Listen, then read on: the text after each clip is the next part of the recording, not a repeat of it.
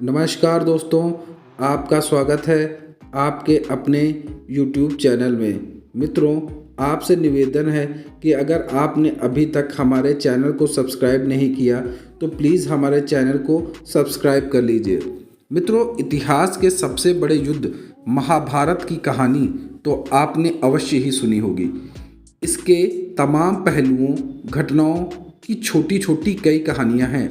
पांडव और कौरवों के बीच धर्म और अधर्म को लेकर चले इस युद्ध का परिणाम काफ़ी भयानक था। भले ही इस युद्ध में पांडव जीत गए थे, लेकिन युद्ध के बाद उनकी दुनिया बदल चुकी थी। धर्मराज युधिष्ठिर और सर्वश्रेष्ठ धनुधर अर्जुन सहित कई योद्धाओं ने इस युद्ध में छल कपट का सहारा लिया। 18 दिनों तक चलने वाले इस युद्ध में महाभारत में हर दिन कुछ न कुछ विशेष घटित हुआ, जो लोगों के लिए आज भी शिक्षा, संदेश और उपदेश की तरह है। इस युद्ध के अंत में युधिष्ठिर ने अपनी मां कुंती को श्राप तक दे दिया। आइए जानते हैं पूरी कहानी। महाभारत के युद्ध के बाद सभी मृत परिजनों और रिश्तेदारों का तर्पण करने के बाद पांडव 1 महीने तक गंगा तट के किनारे पर रहे। धर्मराज युधिष्ठिर को देखने और उन्हें सांत्वना देने के लिए कई महान ऋषि और संत के आने जाने का क्रम लगा हुआ था। इसी बीच नारद ऋषि भी युधिष्ठिर के पास गए और युधिष्ठिर की मनोस्थिति के बारे में पूछा।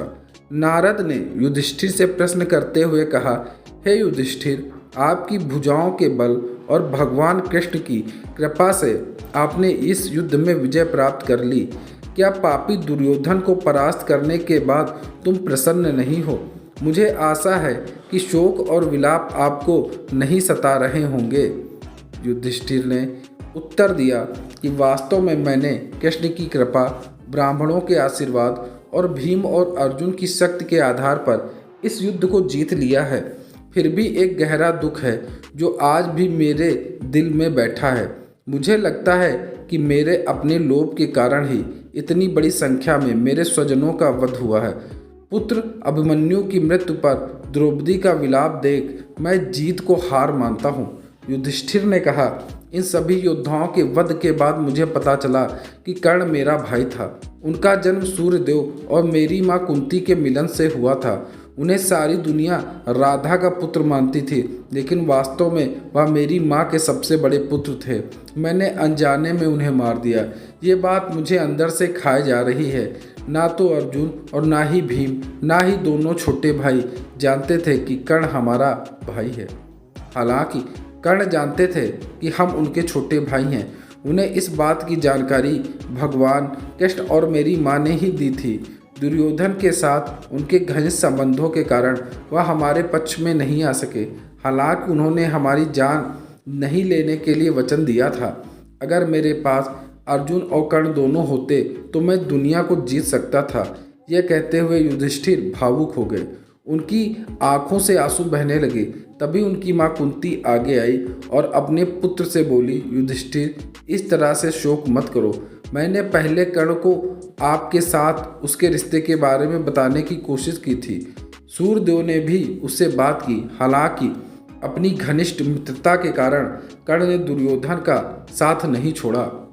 माता कुंती की सांत्वना की बातें सुनकर युधिष्ठिर को अपने क्रोध और शोक को शांत न कर पाने की इच्छा जाहिर हुई। वे अपने क्रोध को नहीं शांत कर पाए।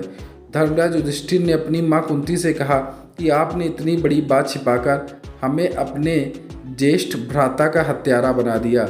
युधिष्ठिर ने क्रोध में आकर अपनी माँ कुंती के साथ समस्त नारी जाति को श्राप देते हुए कहा, मैं आज समस्त नारी जाति को श्राप देता हूँ कि वे अब चाहकर भी कोई भी बात अपने हृदय में नहीं छिपा पाएंगी।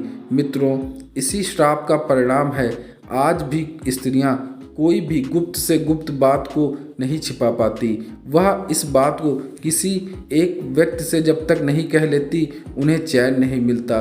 तो मित्रों, यही कारण है महाभारत काल का, जिसके कारण स्त्रियां आज भी इस श्राप को भुगत रहीं। आपको ये वीडियो कैसी लगी कमेंट बॉक्स में अवश्य बताएं। धन्यवाद।